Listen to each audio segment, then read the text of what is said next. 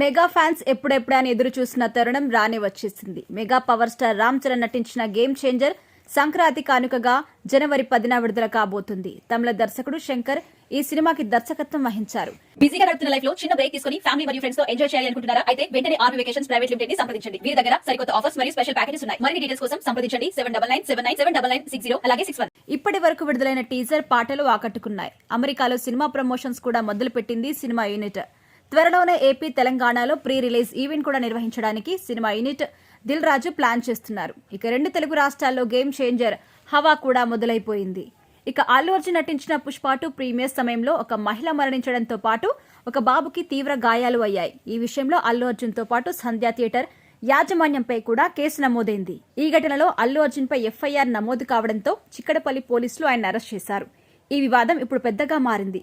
CM Revanth Reddy assembly సాక్షిగా Telugu industry పెద్దలపై విమర్శలు కూడా గుప్పించారు. తాను సీఎంగా ఉన్న సమయంలో ఇక మీదట ప్రీమియర్స్ కి టికెట్ల రేట్ల పెంపుకు ఉండదని అనుమతి ఇవ్వబోను అని తేల్చి చెప్పారు. ఇది నిజంగా తెలుగు సినిమా ఇండస్ట్రీకి పెద్ద షాక్ అని చెప్పాలి. ముఖ్యంగా సంక్రాంతికి విడుదల కాబోతున్న గేమ్ చేంజర్ పై దీని ప్రభావం పడడం ఖాయంగా కనిపిస్తోంది. తెలంగాణలో బెనిఫిట్ షోలు ఉంటాయా? టికెట్ రేట్లు పెరుగుతాయా? ఆడియన్స్ ఎదురు చూస్తున్న సమయంలో ఆంధ్రప్రదేశ్ ప్రభుత్వం గుడ్ న్యూస్ చెప్పింది. ఈ సినిమా టికెట్ ధరల్ని సింగిల్ స్క్రీన్ లో ₹135, మల్టీప్లెక్స్ లో ₹175గా నిర్ణయించారు. బెనిఫిట్ షోలకు 600 టికెట్ రేట్ కూడా ఫిక్స్ చేసినట్టుగా తెలుస్తోంది.